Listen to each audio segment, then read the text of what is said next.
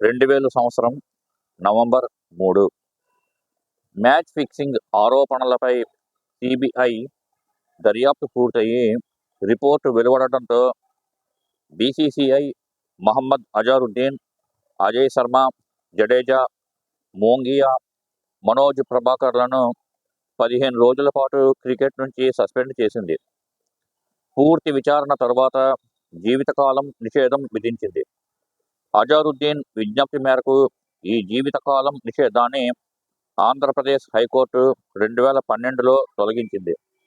కానీ అంతకంటే ముందే 2009లో ఉత్తరప్రదేశ్లోని మొరాదాబాద్ లోక్సభ నియోజకవర్గానికి కాంగ్రెస్ పార్టీ అజారుద్దీన్కి టికెట్ ఇవ్వడంతో గెలిచి లోక్సభలోకి అడుగుపెట్టాడు. 25 ఏళ్ల క్రితం క్రికెట్లో నేరపూరితంగా మ్యాచ్ ఫిక్సింగ్లు చేసినప్పటికీ నేటికి 3 రోజుల క్రితం 2025 అక్టోబర్ 31 తేదీన తెలంగాణను పాలిస్తున్న కాంగ్రెస్ ప్రభుత్వం తిరిగి అజారుద్దీన్కు కేబినెట్ మంత్రి పదవి ఇచ్చి గౌరవించింది.